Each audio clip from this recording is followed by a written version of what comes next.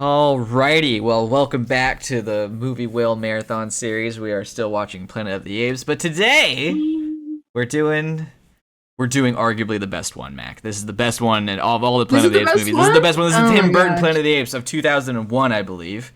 Just Planet of the Apes. God. Yeah, I have seen bits and pieces of this one in my youth. I've never seen it all the way through until today, and Jesus, what do you think? Do we want to sum it up? Yeah, you're right. You're right. Yeah. Quick summary. I do know this one is more based on the book. I'm not familiar with the book, so I don't know what parts of it are. I gotta read it now. I feel I know. I have to. I have to know like what they actually did with it. But yes, our Mark Wahlberg character, who I believe is named Leo something or other. Leo Davidson. Leo Davidson, yes. Leo Davidson, who's like a pilot / ape trainer on a space station orbiting Jupiter or Saturn, Jupiter, one of the gas giants. I missed it. It's one of the gas giants. I don't even have that recorded. Yeah. I was like, they're in some space part. God, we took astronomy. You should know. Anyway, yeah, he's out there. They're out there doing what? I don't know. They don't say. We'll talk about it in a second. And then through some mumbo jumbo, an ape, and then him, and then the space station gets sucked into a time vortex. They land on an unnamed planet where he gets kind of swept up into a similar vibe from the first Planet of the Apes there for a while, where he gets captured. Environments are quite different, but yes, it is essentially the same deal. There's a layer to this cake that is the same recipe for a brief time. For a brief time. Where Leo gets captured and put in the human zoo or human pet store, if you want to be specific, and then has to get back to his ship, and he's freed by Helena Bonham Carter, who's a nice chimpanzee. Yes. There's some conflict. A human rights chimpanzee. Yeah, my God. There's some conflict between the apes and the humans in this world that we'll get into because, honestly, it's kind of dumb. The apes' politics is like sprinkled in here and there, which is almost interesting. And Leo ends up becoming a real subtle, like a Dollar General messiah to the humans of this world. They don't quite go as far as even saying that, but it is kind of what he ends up becoming. And they then have to follow his beacon that he has from his crashed ship to get to what he thinks is his friends waiting for him. It turns out it's the space station, which has crashed thousands of years ago because the time vortex is all loopy, timey-wimey, wibbly-wobbly stuff. And there is a great big fight between the humans and the apes for reasons, which results in the actual quote-unquote ape messiah returning because the ape that went into the time vortex first came out last, which is fine, and confuses all the apes, undoes thousands of years of religious, theological whatevers that they've all dealt with, and all the apes except for one are like, you know what? Yeah. Cool. That's fine. We're all going to live in harmony now. We're going to get there, but they're literally in the middle of a battle. I know. And the fact that a chimp shows up in a spaceship and they all just go, oh, okay, cool. Oh my gosh, we have to stop fighting. Here we go. Yeah, and then, there's like some back and forth. Leo leaves, goes back to Earth, which we will talk about later, for honestly one of the most confusing movie endings ever. I have questions. I might have an answer. I don't know for sure. But, yeah. So, going back to the very beginning, what are you doing? I mean that quite literally. What are they doing? Because they're in this crazy, awesome space station that looks way too much like one of the battle droid control ships from Star Wars Phantom Menace, just with more of a pillar down the middle of it. And they've got apes that they use to pilot ships into dangerous places. Dude, it almost drones. Like they're super far out in space, far out in the solar system. Yeah. And the whole purpose of the thing seems to be training apes to be astronauts. I know, and also just experimentation. Yeah, but like it's not. Like it almost sounds like they're out looking for this thing, but it's also kind of not.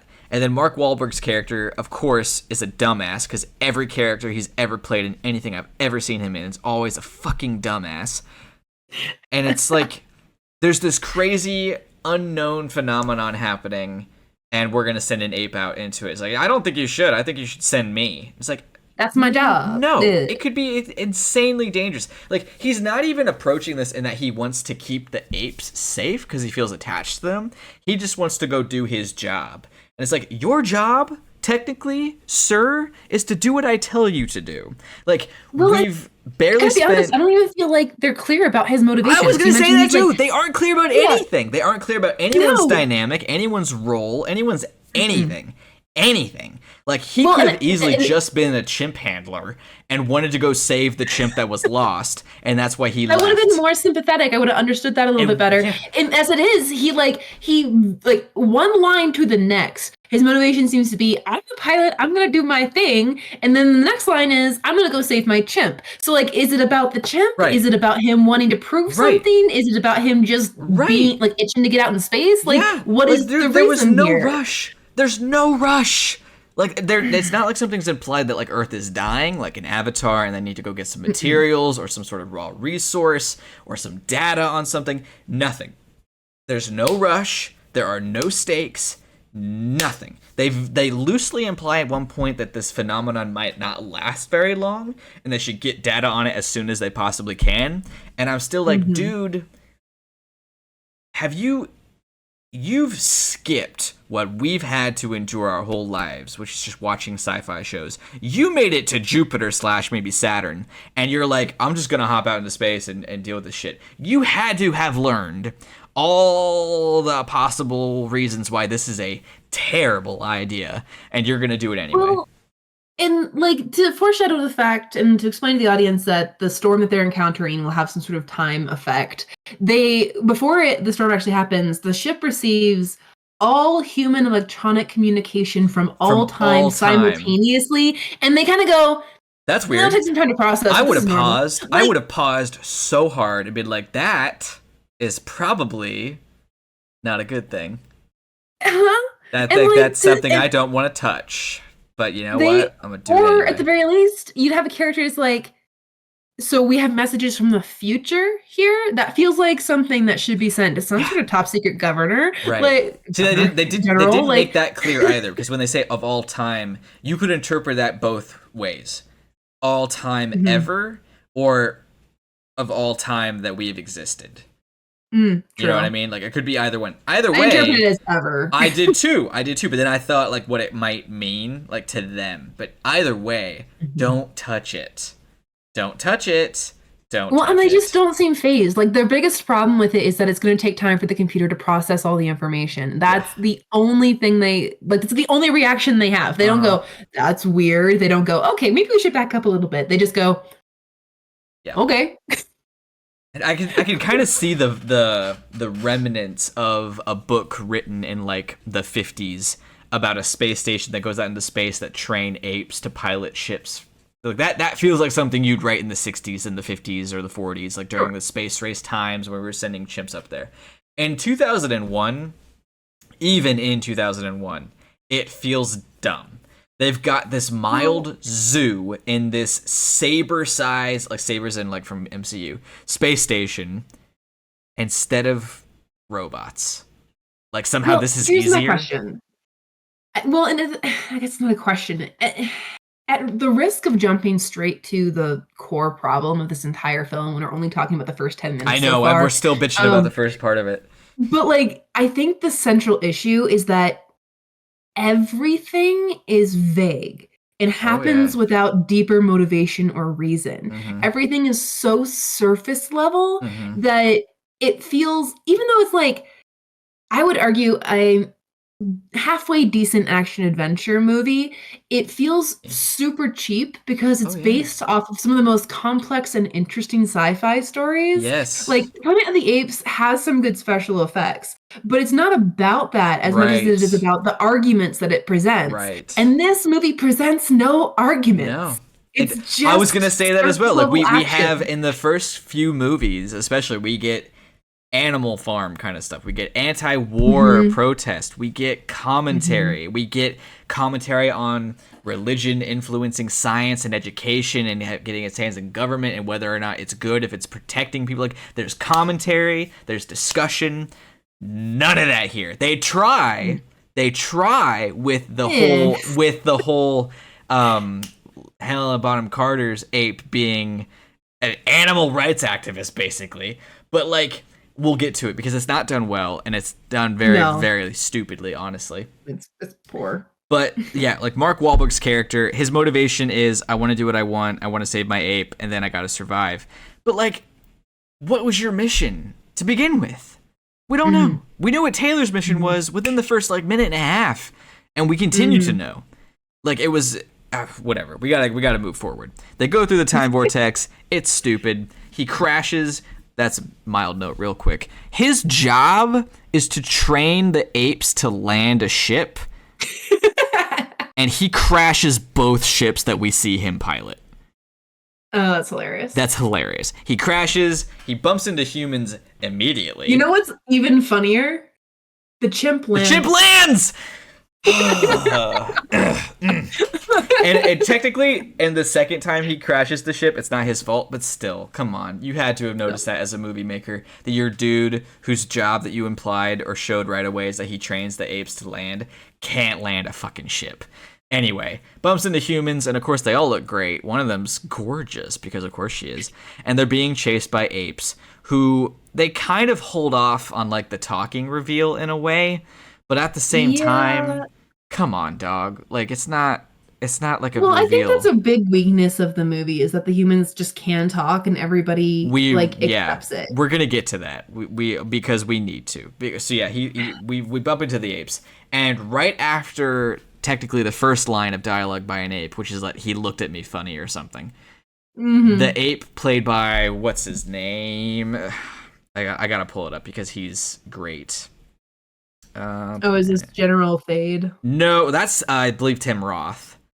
Yes. This is the big gorilla guy who's Kingpin in the first Daredevil movie. Michael Clark Duncan. He's great. Is that his character Kroll, maybe? I got one of He's Atar. His name's Atar. Okay, Atar. Yeah. But he's the one who says, get your stinking hands off me, you damn dirty human.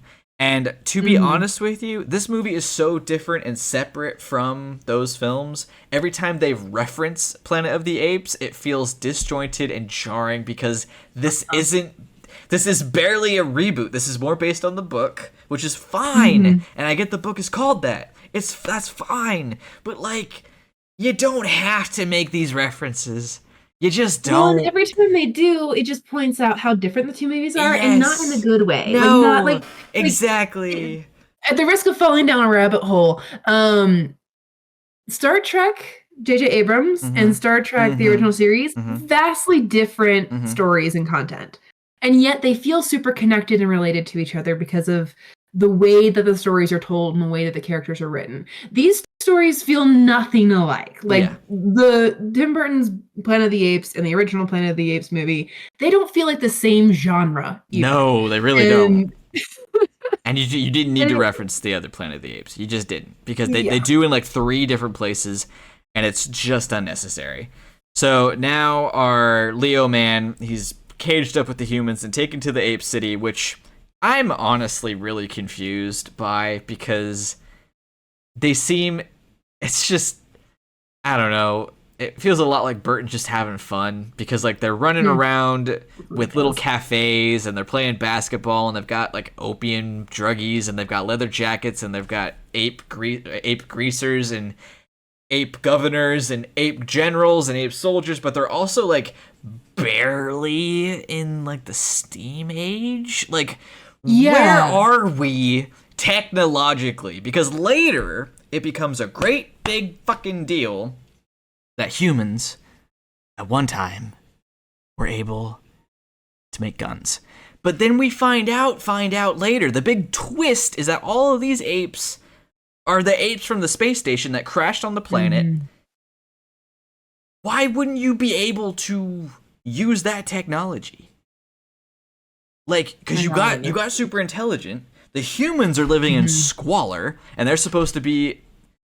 Because again, the humans you've already you alluded to, and I'm all over the place.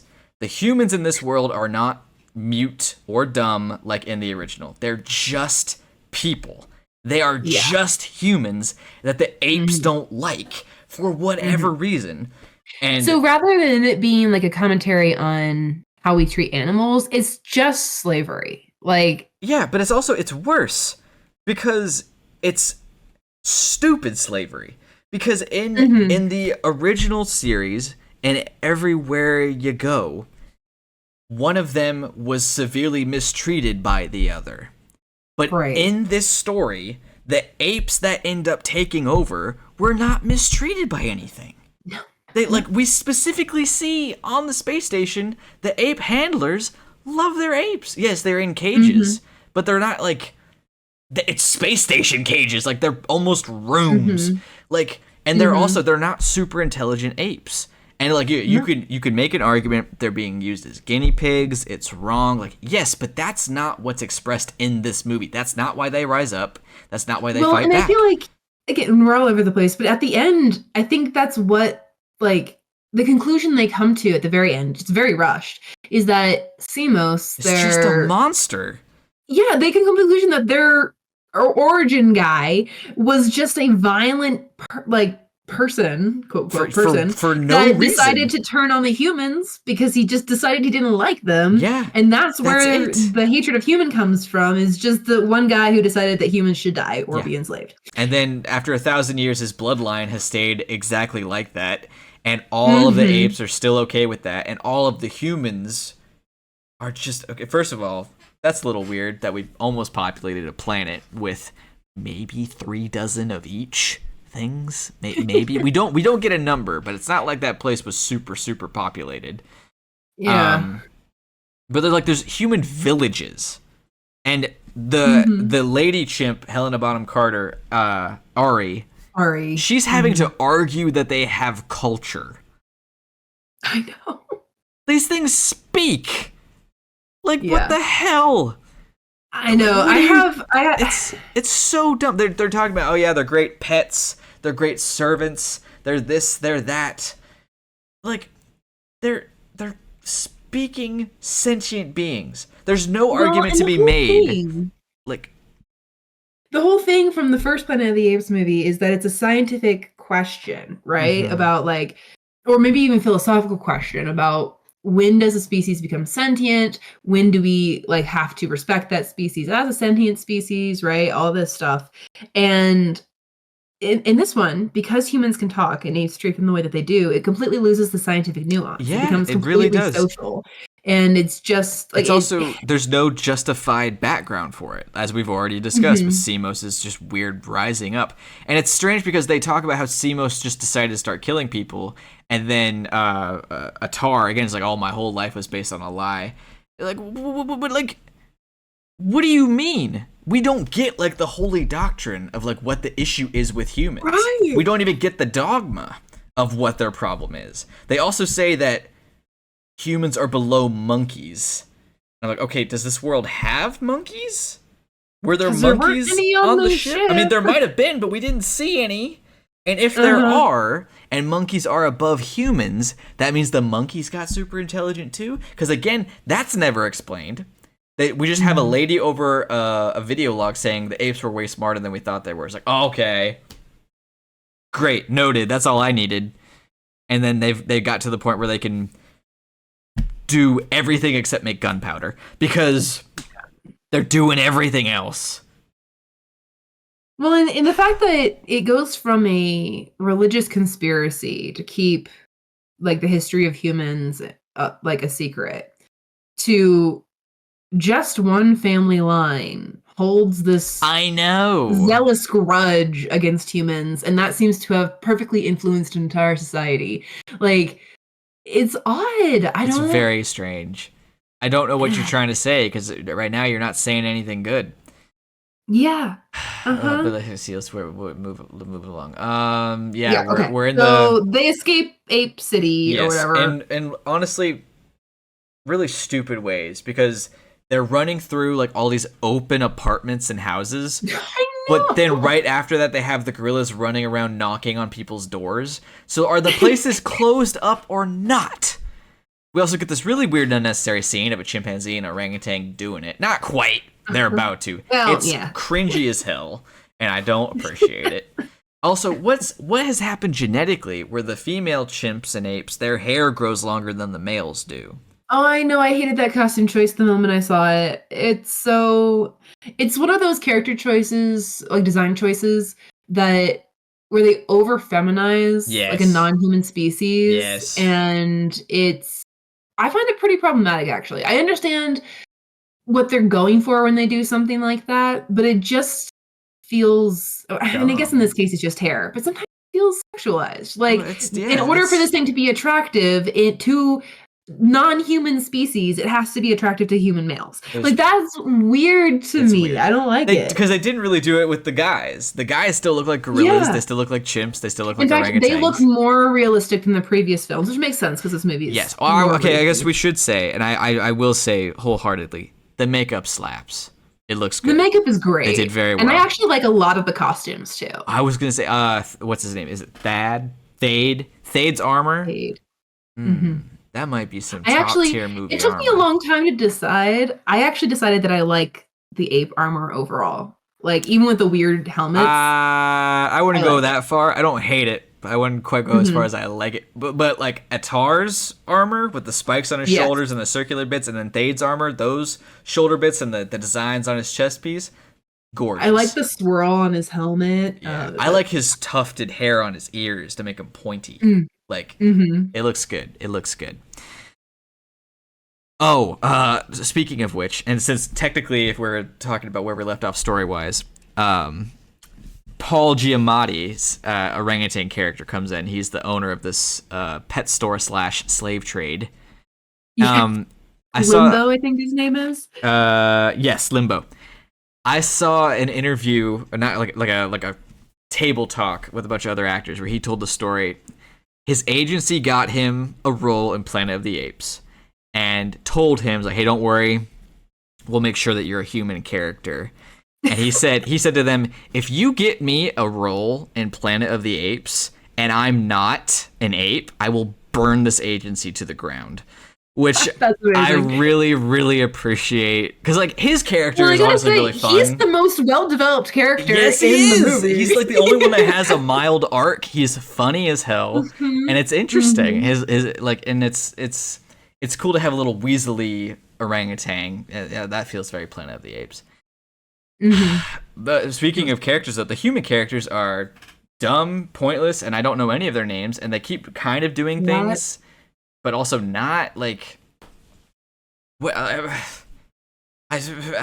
like the one servant guy who leaves the house with them. He kind of starts popping up during the final battle, and I'm like, oh, you're still here. Forgot he was here. Yeah, it's just like you've not really done anything. And then like the girl that we get like a kiss from in the end, who's like our new Nova. I don't even remember her name. And then like the little girl. Well, I wrote her name down. It's like Danae or something, but immediately right next to it, I just put New Nova. New Nova. And there's also like this little girl that we see this other little chimp adopt as a pet. Like that could have been really. There's a lot of commentary on that. Give her some lines and make her an interesting character. Well, not just that, but like our new Nova feels very connected to this kid. And it's like, okay, is this her daughter? Is this her sister? Is this just a kid? Because it's not said. Well, this movie lacks so much in terms of emotional buy-in. Because everything just happens on the surface. There's no like super motivation. And so like, honestly, really easy fix to that. Not that it's complicated, not that it's impressive to do this, but have a sweet little kid that you want to protect. Suddenly, I'm buying in a lot more. Yeah, there's at least a little bit of that. God. There's also I found this a little confusing too, because the senator who is Ari's dad, he's like he's like in charge. But then when Thade's father dies, who is played by Charleston Heston, I don't know how they got him to do this, but they did. And he says, "Damn them all to hell," which again, stop it. When he dies, Thade then becomes in control, and Atar references how his family was like always in charge. I was like, okay, well then why did you ever have to give a shit about what the senator said? And what is the senator if your dad was always in charge? What is this?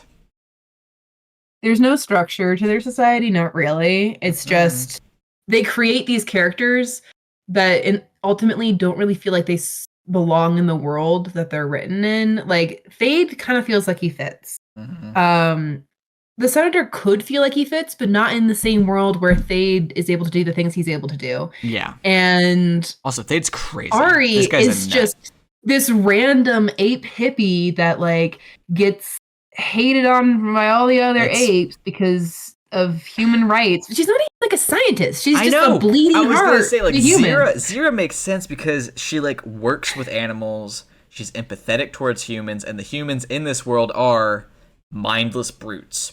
But they're also not. They're animalistic. They're not nurtured or anything. They're wild animals. In this world, they are people. Yes. People. And one ape, 1.5, because of the other gorilla who doesn't really have anything else to do. They're like, hey, let's not be terrible to this other society of humanoid sentient beings, maybe. And everyone else is like, what are you talking about? They're mindless brutes. And I'm like, what are you talking about? What the hell, man? There's more discourse and more consideration in Star Trek for something one step above a toaster. But you are just like, yeah, no, not for me, dog. Slavery's where it's at. Like, oh my god. Oh my god. Oh my god. And I gotta be honest, if this movie had no earlier movies, it's flimsy, but I might have let that stand because it's dramatized and it's fictionalized, put to an extreme. But we have stuff that's very much like that in our current world. I mean, that's essentially what racism is, right? Absolutely. But since this movie is following movies that actually made that problem interesting and not just people being terrible people, like it feels shallow. It feels less. I think a perfect example would probably be, maybe not perfect, but a good example is District 9. Because that movie sets up the conflict. It sets up the racism. It sets up the otherness. Like, it is there. So, when humans treat them like shit, you've seen why. You understand why. It's not a good reason, but there's a real laid out conflict. History of conflict. Yes. And it is very much... There's also, in that particular context, there is a big old communication barrier because they are aliens. But in this one, again, they are just saying, yes, they're mindless brutes. It's not even like they're speaking different languages. I know! As if that's a good reason, which it isn't. But, like, you don't even have that. You don't even have that. God. Yeah, so they they escape the city. They escape the city, they cross the desert. They go across a river. They find the space station. Clicking them. And he finds when it turns out Kalama, which is like the origin of the ape society, is actually just caution live animals. Which is so from the Oberon. It's basic. It's sci-fi. It's time travel-y. It's fine. It's V'ger is what it is. That's all it is. Yeah, it is. It is. And it's also, they handle that twist so poorly. We've talked about this. But when we got to the point where it was like he was watching the videos and it turns out that the core issue between humans and apes is that Simos just decided to rebel one day. And so I just wrote in like with a question mark, I was like, so Simos just murdered the crew? That's the whole thing? There's no reason? He's just a murderer? But how many did he kill or not kill? Because enough people had to escape to populate this planet. Yeah, and then when they walk out of Oberon and they've just discovered this, there are like there's an army of humans that just showed up appear out of nowhere. Because word spread of this kind of smarter human that fell from the stars. I'm like, what do you mean? How did the story get out? Only 4 of you humans knew that he came from the stars. You've been with him the whole time. You've not communicated it. And also, the apes have been talking about it. Right. Even if you did spread it around, how did they know where to go? You only knew where to go because you had a GPS. At the same time. I know. And again, why? Why do they care? Who cares? There's no human prophecy that's talked about. It's so dumb. It's dumb. It is dumb. And then we get this, I'm not gonna be able to help you. I can't do anything. They're gonna be here. They're gonna fight, and you're all gonna die. I'll lead them away. And they're like, no, but they don't even say no. They just stand there acting stupid. And he's like, why won't they leave? This movie is like catchphrases and setups and tropes that you see in other action adventure or sci-fi movies. So much better. They're just there to make the plot function. They're hollow. They have no real emotional. He gives one of those inspirational speeches, and it sucks. And then he realizes that there's still some fuel in the rocket, and if he draws the apes in really close to its main like engine or like a port or whatever it is, then they can blow them all up, or a bunch of them at the very least. Which I think honestly is kind of a stupid plan, because you're only gonna get, as Magneto would say, the pawns. So who cares?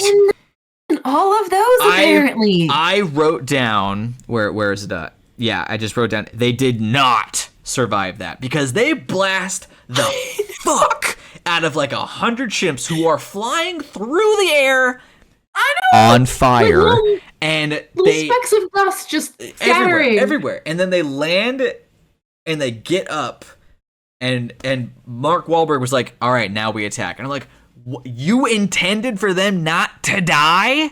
First of all, they're not alive. I wrote that twice. The first time he gets hit in the face by the gorilla and he flies 20 feet through the air, I wrote, he's not alive. But whatever, those are movies.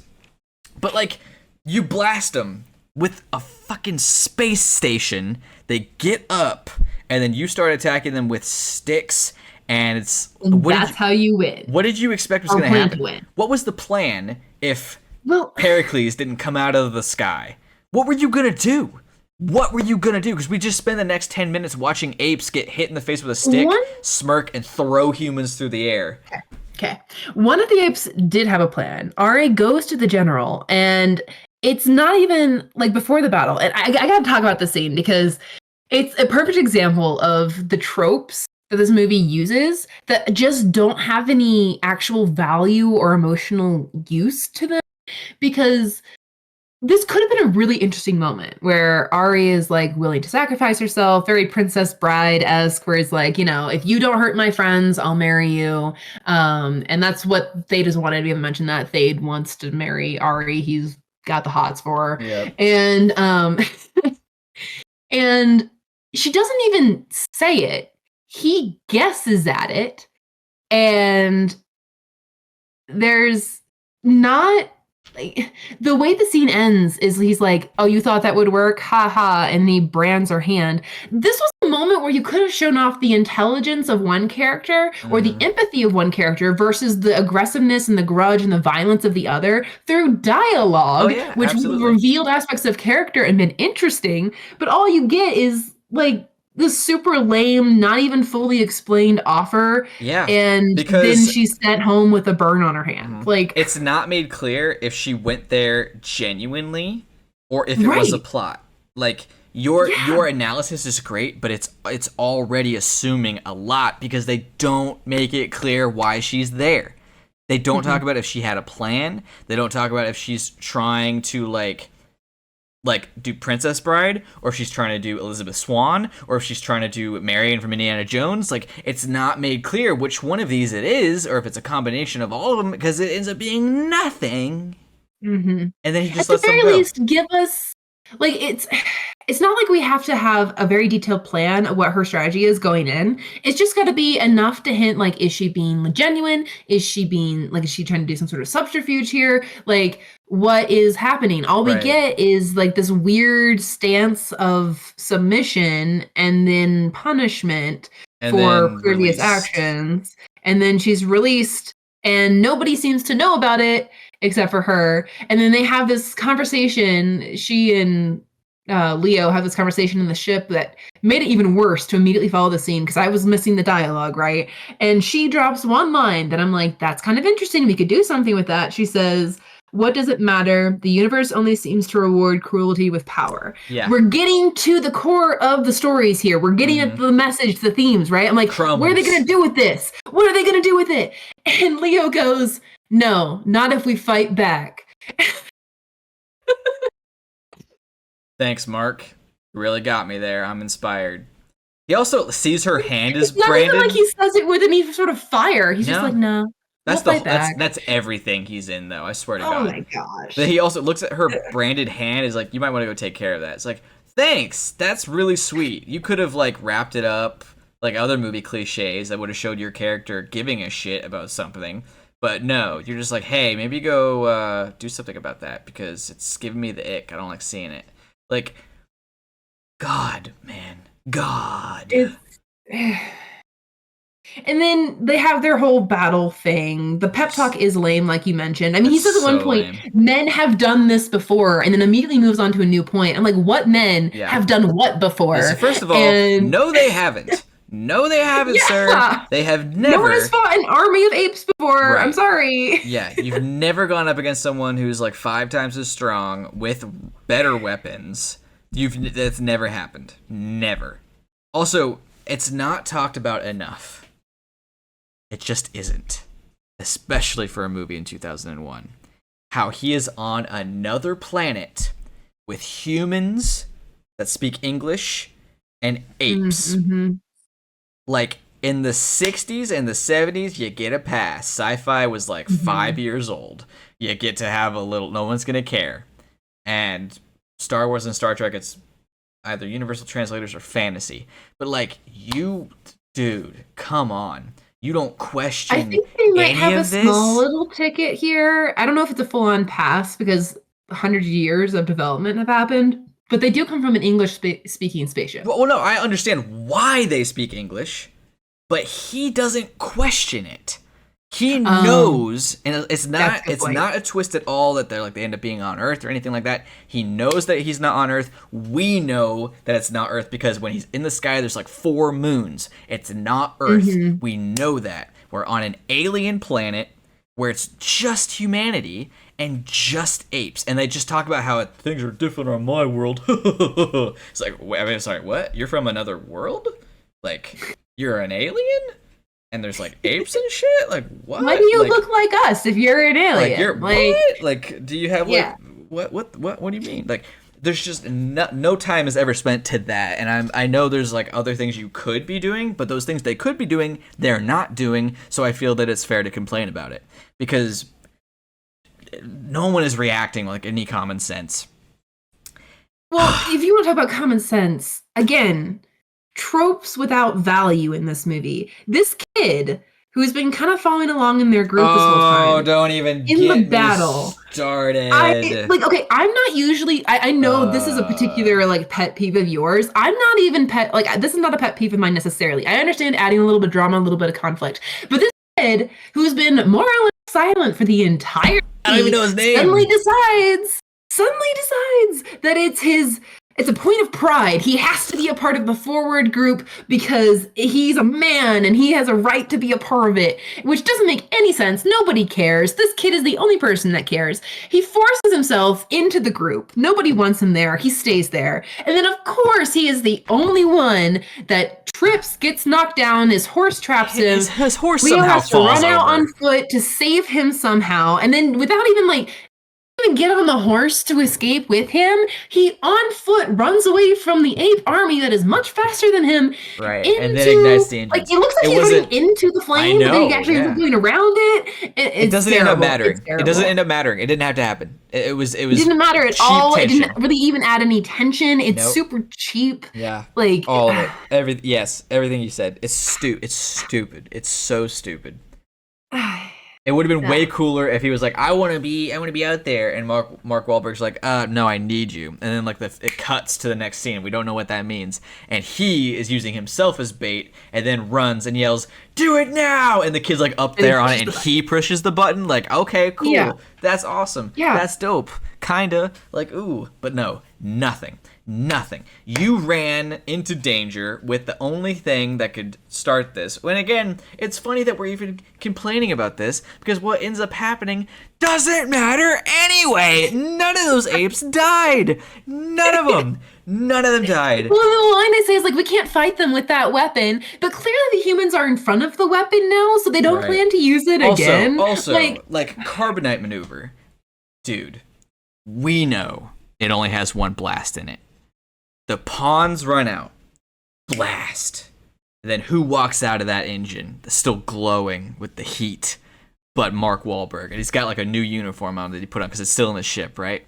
He walks out, he's all cleaned up, this crazy human that the apes aren't used to, and he walks out past all the corpses, and he's like, I could do this all day. You want to do it again? Mm-hmm. You want to do this? Like, we either talk or I just keep blasting you. They don't know it's a bluff, and then one of them could be like, "You're bluffing." It's like, you want to try me? You want to play? You want to do it again? Like, I'm not smart enough to write the rest of the scene, but you could have done something with that, man. You could have done something with it. It's very much end of Star Trek Discovery season 1 with like the, hey, if we don't cooperate, I'll blow you up. Like, you could have done something with that. Instead, you just did a flashy explosion scene that somehow didn't kill anything. And then there's a fight with sticks, and then the one gorilla dies, and I don't remember that happening because I guess they have like beats a him to fight. death. Yeah, but like I didn't really catch that. I didn't either. Because they just kept punching each other, and then it like cuts because everyone's fighting, and he's dead. And there's this like the small moment where Ari like saves the new Nova character, and that's supposed to be emotionally significant because they've been in a love triangle with Leo the whole time, but it's felt so cheap that nobody cares anyway. And then the whole battle ends when Pericles comes down and lands the ship correctly, and then everyone's confused. They think their prophecies come true, and then there's another fight. He was supposed to return at some point, right? Also, was I wrong in thinking that Thade was going to use the gun? What do you mean? Like the old gun that like his dad gave him. I thought he was gonna use that, but apparently that's just an example of that. Hey, humans used to make cool shit. Like you weren't gonna do. He doesn't even know how to use it until until he gets the space gun. So it's not like the gun thing wasn't even necessary in the beginning. It wasn't even important. It was so dumb. Also, I did write down power of 1,000 spears.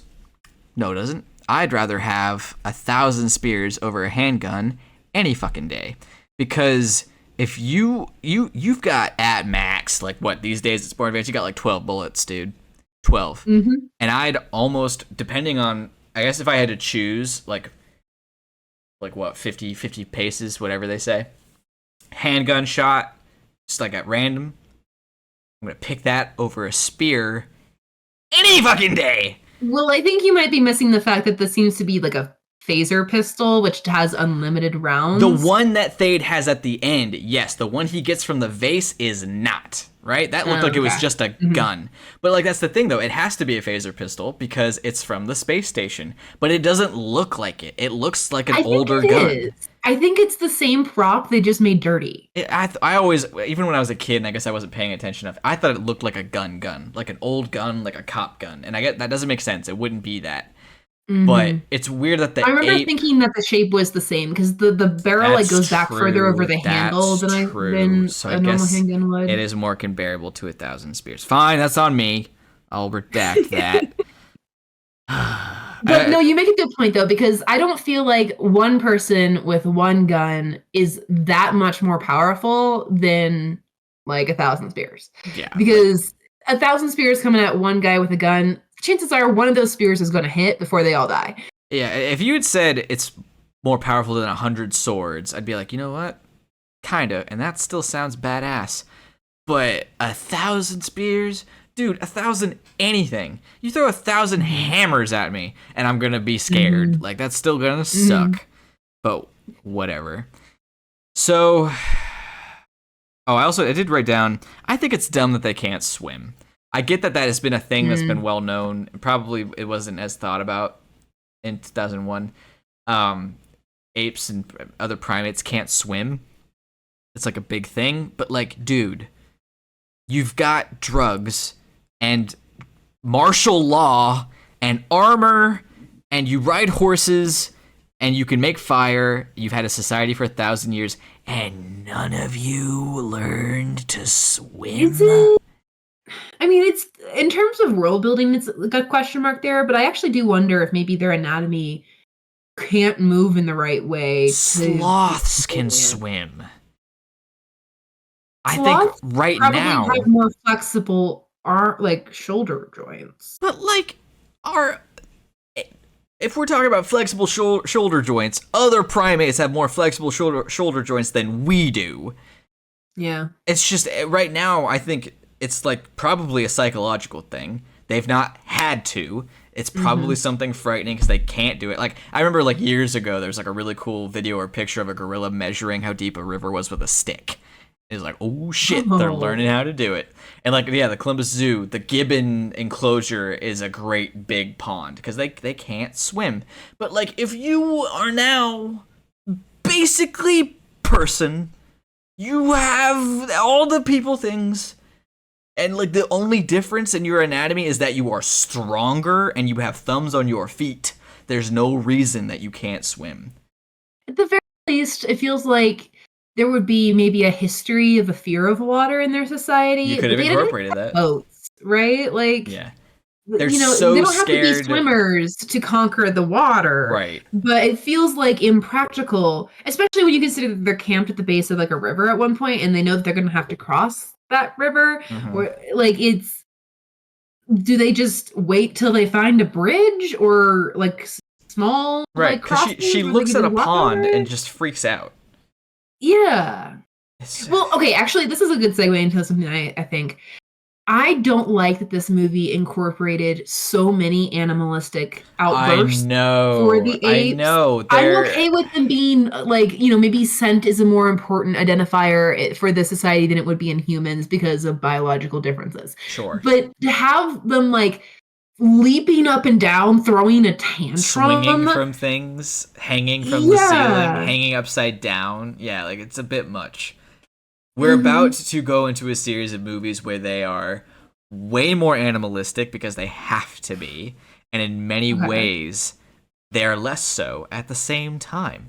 It's less, they look more like apes and they act more like apes, but it's way less lampoonish, which is weird. Well, it feels like the stuff the animalistic stuff that's included in Tim Burton's Planet of the Apes is we have to prove that they're apes, and so they're going to do hey, did you forget they're apes? Ape things every now and then. When like there are ways to incorporate like biological differences into a society and into like the way we interact with people that aren't cartoonish like that. Yeah. Even just considering like the different human societies and how different human societies, or like if you go Avatar, the way that they greet each other is different and the way that they interact physically is different because of the way that they biologically developed. Like that makes sense and is consistent and we understand those differences. This difference is just, oh yeah, they're monkeys. So there you go. There are things you could have done, and there's science you could have used that's legitimate. So like with the gorillas in real life, if you are ever, for whatever reason, encounter gorillas, you stay below the eye line of the silverback and you grunt just a little bit. So you could have had this thing where like anytime they meet one of the gorilla generals, it could be like like you could bow and like weird little customs that are based in science that aren't just like you don't have to do that every other 20 minutes to remind us that they're chimps. Like there are so many cool things you could have done that you just didn't even try, which is it's so unfortunate. But now we're definitely at our time, and we got to talk about the very end because it's confusing as fuck. So Mark Wahlberg my first leaves. Question, yes, he's leaving and he's trying to go back home. And my first question is, isn't that going to ruin everything? Because they were looking for him when they crashed. So if he shows up, then that timeline would never happen. So okay, first of all. I didn't think about that. That's an excellent question. So my first thought, honestly, was you as a spaceman flew through some purple juice, and you've now been shown how there's time issues here. And you can't measure it. You don't have coordinates. You don't have like a map. You don't have an Iron Man hand watch that maps the quantum multiverse. You got nothing. You're just going to fly into it again.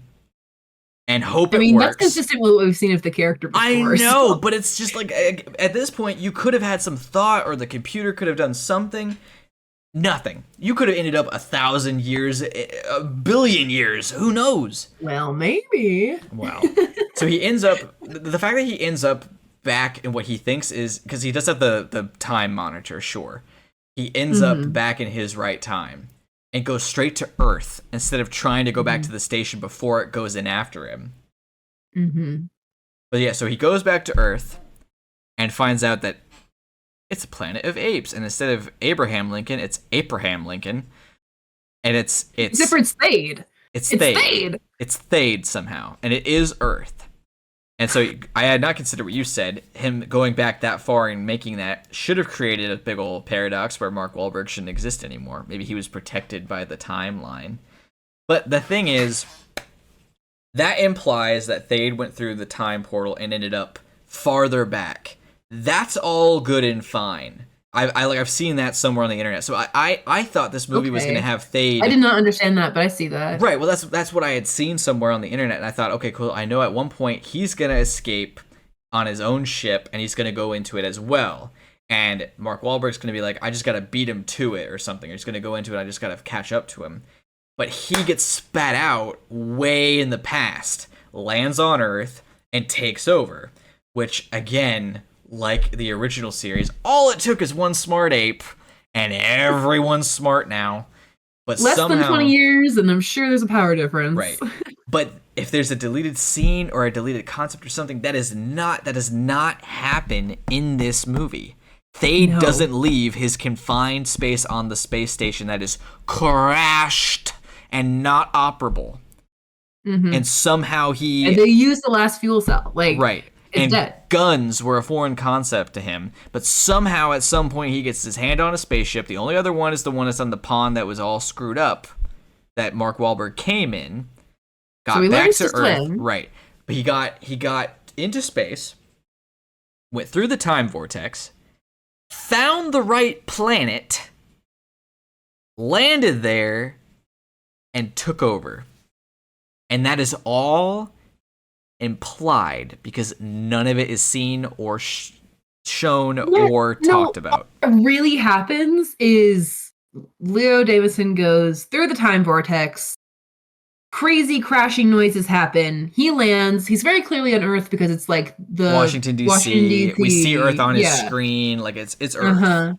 And so he crashes, and he crashes on the Lincoln Memorial. Walks up, and it's Thade, and that's all you get. The cops are pulling up, and they're gorillas. And it's apes, and they're gorillas, and it's just like, and that's all you get. That's all you get. There's no explanation. There's no hinting. There's no puzzle. Clearly, I think they intended for there to be a sequel where they explored that, but it's this completely random cliffhanger. Yeah. So it's really, really dumb. Where the first movie has this Statue of Liberty reveal, and it does this thing where it twists the story around everything, and it's, yes, men destroyed the world, and it hits home. I mean, we just saw this guy argue against this philosopher who thinks that men are evil. He's like, sure, but you gotta give us a chance or whatever. And then he goes around the corner, and it turns out humanity did nuke the world to death. Like, that's it ties everything together. This twist is clearly just a poor copy of that with time travel shenanigans that are somehow implied and yet make no sense. Like, even more so than time travel usually doesn't make sense. This doesn't make any sense. 'Tis not a whale. No. My final note was, this just feels derivative. There's nothing unique about it. It does. And I do want to read the book because for all I know, he did it better. But at this point, I don't think he did. Like, so I can understand in some ways where he's coming from if you want to make a movie more based on the source material, and the source material is called Planet of the Apes. But there's a little bit where there's an existing franchise, a series of films that are mostly okay. If you're going to make a movie that has nothing to do with that, that's all good and fine. It has nothing to do with it. It's not a reboot. It's not a sequel. It's not a prequel. It's basically its own thing. Call it something else. Do something else. There are other names. Do something else. Just, I mean, come on. And I'd like to read the book because I'm going to be honest, like, if this is a truer adaptation than the earlier franchise is, then I'm probably gonna like the movies better. Yeah. Like, because if this is true to the book in the sense that humans can speak in the book, and there's like a prophecy element in the book, and it's all in like at the end, it's all just action adventure all the way through. There's no actual pondering of society or whatever. Then I'm not gonna like this book. Yeah, I don't know. We'll have to add that to our later projects when we actually do book club, because it'll be worth exploring. Yeah, for sure. But now we are done with the old/terrible ones, and next week we do begin what I think is one of the best movie trilogies ever. So that is very exciting. These movies. Is it actually a trilogy? This is the fourth one coming out then, or is the one that's coming out is technically the fourth, but without getting into it, you've seen the trailers. This one takes place a lot like much later. There's a time jump. Okay. The next trilogy is modern day, and it is. You can think of it as a reboot/prequel, but it's not. Okay. I'll get that out of the way. I don't want you wondering about it. You know what? Let's end the episode. We're done. This 'Tis Not a Whale. Next week is Rise of the Planet of the Apes. Thanks for listening. See you next week.